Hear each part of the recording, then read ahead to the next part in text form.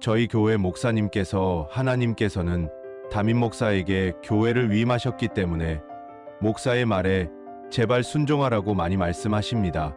순종이 안 되는 건 아직 내가 살아있어서 그런 거라고 육체의 마음은 십자가에 못 박아야 한다고요.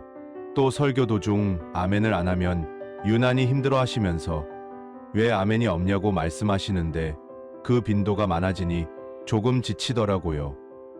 이런 부분들을 어떻게 생각하시나 궁금합니다.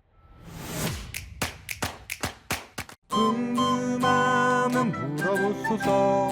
무엇이든지 물어보소서. 하나님께서 담임 목사에게 교회를 위임했다고요? 성경 어디에 그런 얘기가 있습니까? 교회의 머리는 오직 예수 그리스도 한 분이십니다. 물론 목사의 권위 자체를 부정하는 건 아닙니다. 당연히 존중받아야죠. 그리고 순종해야 합니다. 단 말씀 안에서 목사의 모든 말을 순종해야 할 필요는 없습니다. 분별해야죠. 무조건적인 순종은 오히려 목사에게 가장 큰 독입니다. 그렇게 망가진 목사님들 많잖아요. 저는 밴쿠버에 있는 한인교회 다니고 있습니다. 담임 목사님은 너무 훌륭하시죠. 한 10여 년쯤 전에 저희 교회에서 2박 3일 동안 진행하는 영성 수련회를 배우려고 한국의 모 교회 K 목사님과 교회 중진들이 방문했던 적이 있습니다. 자, 이 K 목사님에 대해서 잠깐 얘기를 하자면 지방 중소도시에서 큰 교회가 없었는데 이 목사님이 개척하시고 전도로만 엄청나게 부흥한 겁니다. 그러면서 방송도 나오고 지역 내에서도 유명세를 타고 있는 소위 뜨는 목사님이었습니다. 교단 내에서도 꽤 높은 위치까지 가신 걸로 알고 있습니다. 저도 마침 그 영성 수련회를 참석하게 됐는데 수련회를 가기 며칠 전에 우연히 다른 교회 집사님을 만난 겁니다. 그런데 A라는 청년이 저랑 같은 수련회를 가는데 그 청년이 아주 많이 힘들다, 기도도 좀 해주고 많이 챙겨줬으면 좋겠다 라고 하시더라고요. 아니, 나도 참가자이고 누굴 챙길 만한 상황이 안 될 것 같은데. 그리고 우리 교회 청년도 아닌데 모르는 사람이 갑자기 다가가서 안녕하세요 형제님, 요즘 힘드시죠? 제가 기도해 드릴까요? 이런 거 너무 이상하지 않나요? 제가 아이라 인생에 오지랖이 1도 없거든요. 솔직히 조금 귀찮기도 하고 부담스럽기도 한데 친분이 있으니 거절은 못하겠고, 저도 처음 가보는 걸 어떻게 될지 잘 모르겠긴 한데 혹시나 기회가 있으면 그럼 기도하겠습니다. 이렇게 대답하긴 했는데 이건 사실 거의 안 하겠다는 거죠. 근데 웬걸 입수하고 나서 방배정을 받고 보니까 아까 그 K 목사님, A 청년, 저 이렇게 3명이 같은 방을 쓰게 된 겁니다.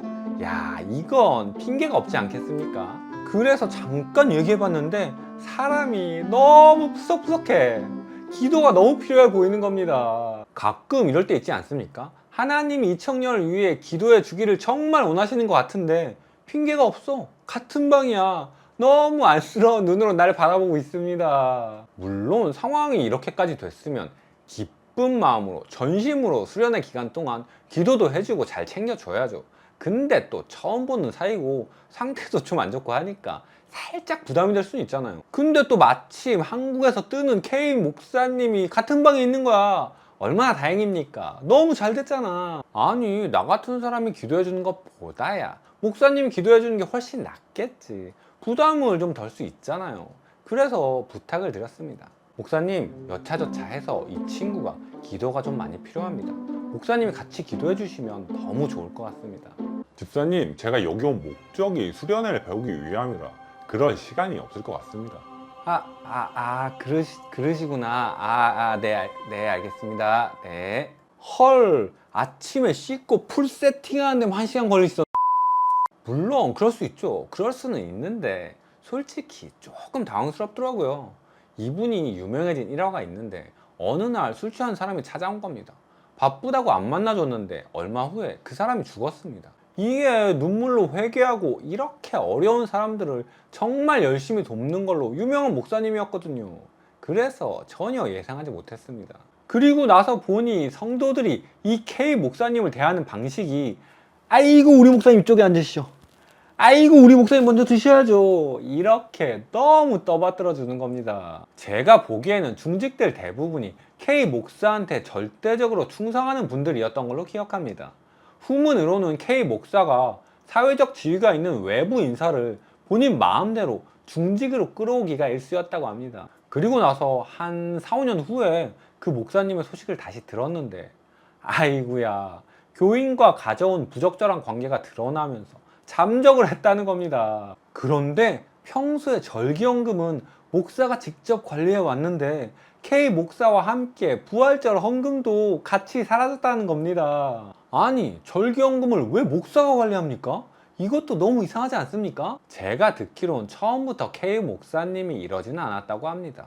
무조건 순종하는 사람들로만 주변을 채우다 보니 점점 망가져 간 거죠. 제 작은아버지가 목사고요, 매제가 목사입니다. 물론 이분들은 아무 문제 없이 훌륭하게 사역을 잘하고 계십니다. 제가 이 얘기를 왜 하냐면 저한테 목사는 가족이라는 겁니다. 가족으로서 얘기하자면 말 안 듣는 성도들 때문에 힘드시죠. 물론 이해합니다. 진짜 희한한 성도들 많습니다. 근데 그거 주님이 목사님을 사랑하는 겁니다. 모든 성도들이 다 내 말에 순종한다? 그거보다 위험한 게 없습니다. 목사의 말에 제발 순종하라고 많이 말씀하십니다. 순종이 안 되는 건 아직 내가 살아있어서 그런 거라고 육체의 마음은 십자가에 못 박아야 한다고요. 자, 이 문장에서 목사 자리에 하나님이 들어가면 완벽한 문장입니다. 문제될 게 하나도 없어요. 다만 저 자리에 목사가 들어가면 좀 고민할 필요가 있습니다. 목사님의 순종 요구에 대해서 판단할 필요가 있습니다. 예를 들어 목사님이 무언가를 순종하기를 요구했는데 마음에 크게 부담이 없다. 그럼 하면 돼요. 순종하면 됩니다. 근데 만약에 뭔가 마음이 불편하다면 꼭 기도해 보셔야 합니다. 목사님도 인간이기 때문에 목사님의 뜻이 항상 하나님의 뜻과 일치한다고는 볼 수 없습니다. 내가 기도했을 때 다른 마음을 주신다면 그럼 하나님의 뜻이 아닐 가능성이 있습니다. 하나님은 한 분이시기 때문에 같은 사항에 관해서 이 사람한테는 얘기하시고 저 사람한테는 또 다른 얘기하시고 이러시지 않습니다. 같은 마음을 주십니다. 물론 하나님은 원하시는데 내가 순종하고 싶지 않아서 마음이 불편할 수도 있습니다. 그러니까 더 기도해봐야 하는 겁니다. 또 설교 도중 아멘을 안 하면 유난히 힘들어 하시면서 왜 아멘이 없냐고 말씀하시는데 그 빈도가 많아지니 조금 지치더라고요.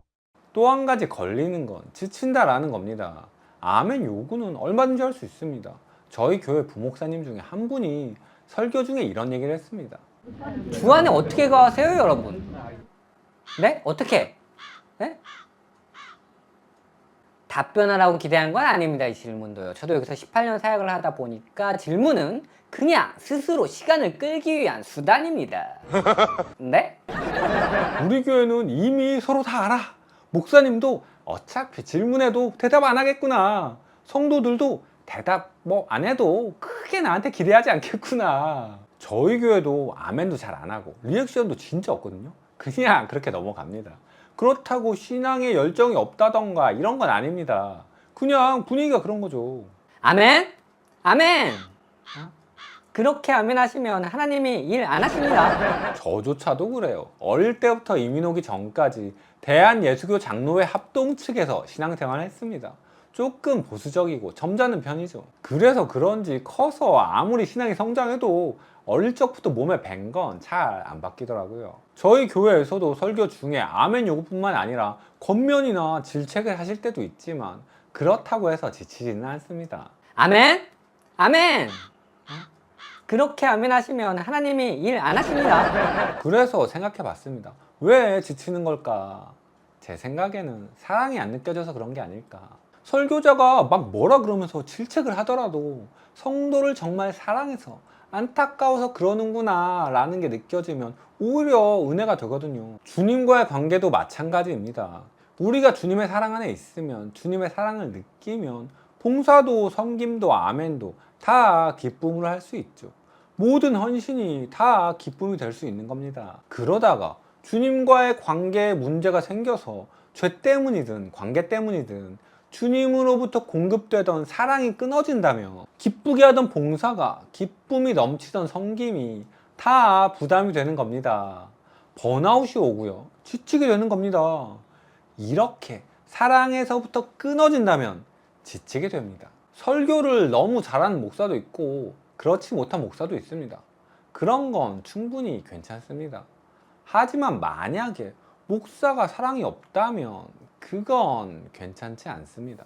올리신 이 짧은 글로는 제가 사연자님의 목사님이 어떻다라고 단정할 수 없습니다. 다만 목사님의 순종 요구에 마음이 불편하고 아멘 요구에 지쳐서 본인의 신앙생활이 어렵다면 기도하시면서 교회를 옮기시는 걸 추천합니다. 인생의 중요한 순간마다 목회자나 셀리더 그리고 신앙 선배 등에게 조언을 구하는 건 아주 중요할 수 있습니다.